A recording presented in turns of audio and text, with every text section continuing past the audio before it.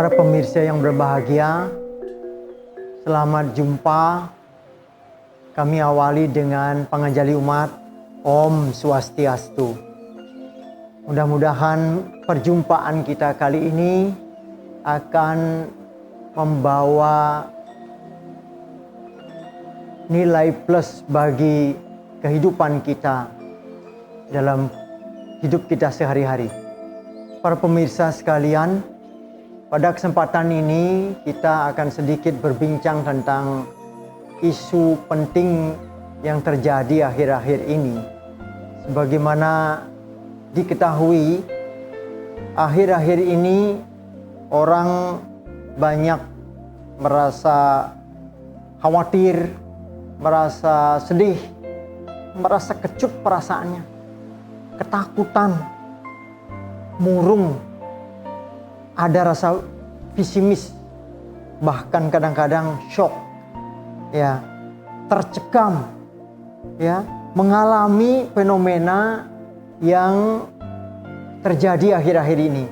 Pemberitaannya barangkali pemirsa sudah mengetahui bahwa demikian drastisnya perkembangan pandemi COVID-19 yang fenomenanya terjadi akhir-akhir ini. Akibat dari fenomena ini, ada fenomena tambahan tentunya yang kita bisa saksikan. Ada muncul hoax tentang COVID-19. Ada juga muncul spekulan, ya, spekulasi dari orang-orang yang mencari kesempatan di dalam kesempitan.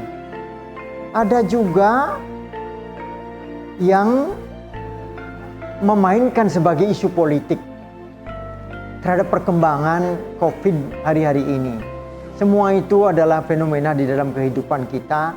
Yang jelas kita berharap bahwa pemerintah kita bisa mengatasi seluruh hal, meng-guide kita semua untuk bisa kita bersama-sama mengambil peran untuk berpartisipasi bagaimana kita menjalani, melewati seluruh peristiwa yang terjadi sehingga kita bisa pada akhirnya mengatasi masalah-masalah ini.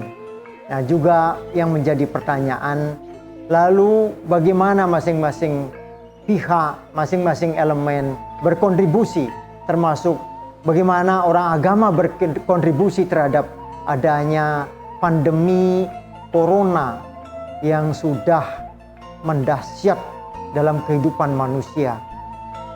Baik para pemirsa, tentunya kalau kita berbicara dari perspektif masyarakat beragama, tentu kita kembali kepada ajaran agama.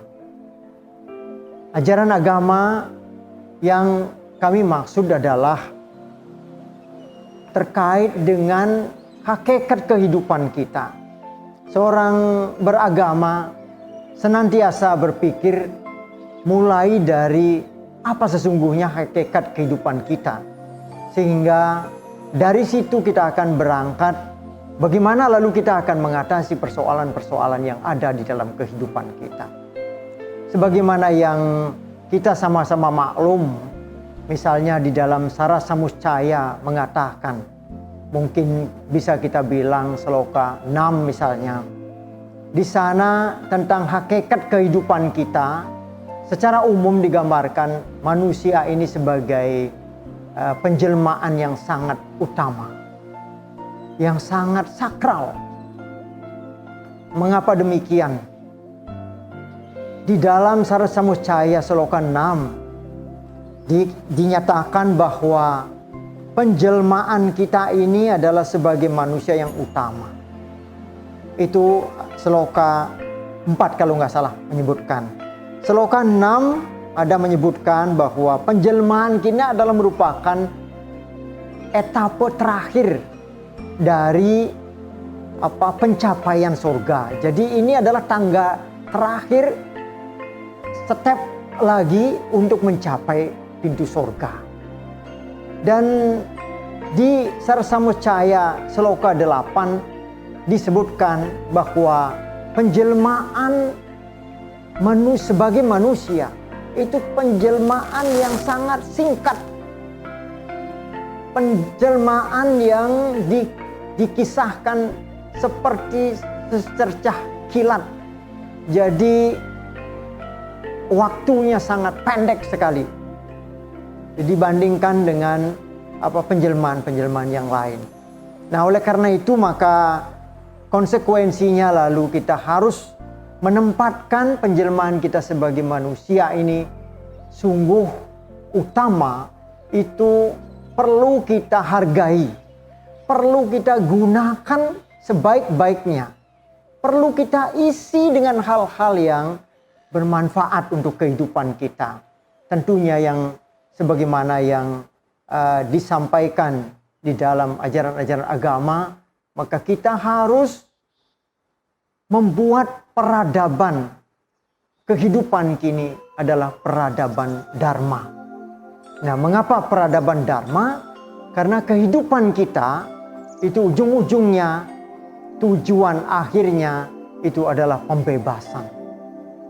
Satu formula yang paling pas untuk mencapai pembebasan dalam Pancasrada kita sebut sebagai moksa, itu adalah membangun peradaban Dharma.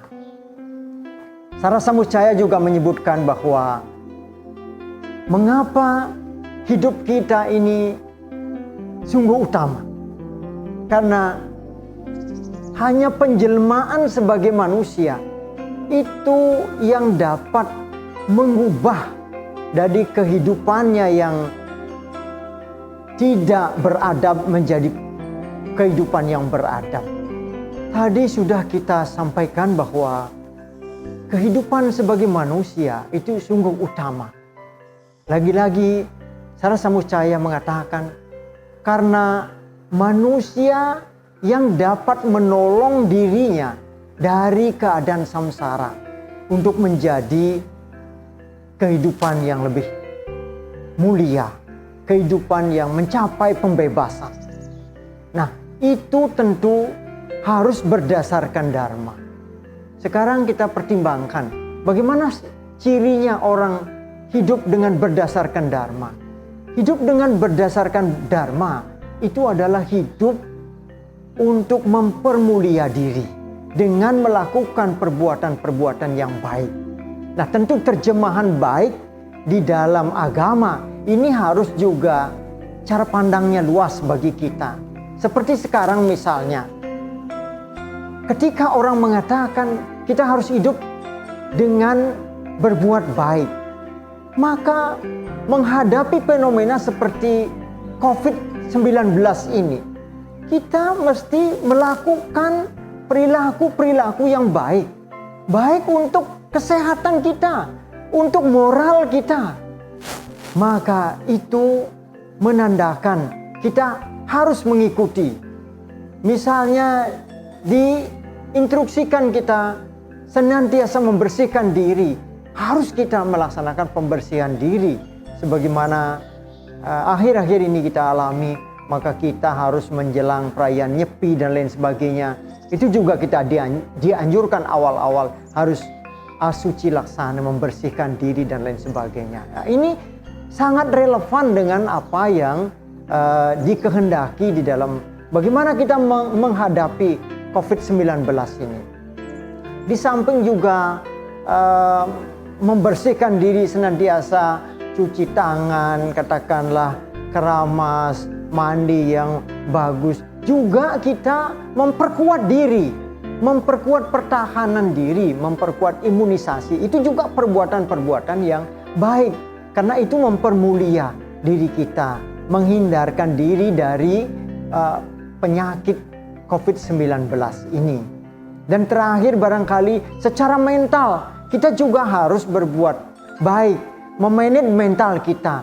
Tidak usah shock, tidak usah ketakutan banget, tidak usah sampai nelongso banget kita seperti orang yang tidak berdaya seperti itu. Jadi kuatkan mental kita, dengan demikian maka kebersihan diri kita akan ditunjang oleh kekuatan mental kita. Itulah yang perlu kita lakukan barangkali dalam hal mencegah dan menanggulangi fenomena yang terakhir ini. Nah, di samping itu, pemirsa sekalian, kita juga harus mengupayakan hal-hal yang baik di dalam kehidupan kita.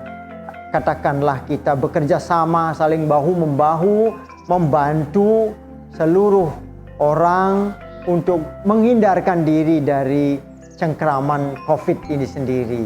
Jadi meniadakan pertemuan yang disyaratkan menggunakan masker dan lain sebagainya, itu harus kita lakukan dengan sebaik-baiknya sehingga kita benar-benar siap di dalam menghadapi itu, dan akhirnya kita menjadi stabil pendirian kita, mental kita dan lain sebagainya, untuk selanjutnya kita bisa meningkatkan diri menjadi lebih baik dan lebih baik lagi, lebih mulia dan lebih mulia, akhirnya mencapai pembebasan yang kita harapkan. Barangkali itu sekelumit hal yang bisa kami sampaikan ke hadapan pemirsa sekalian dalam kerangka untuk katakanlah mencegah bahaya COVID-19 ini.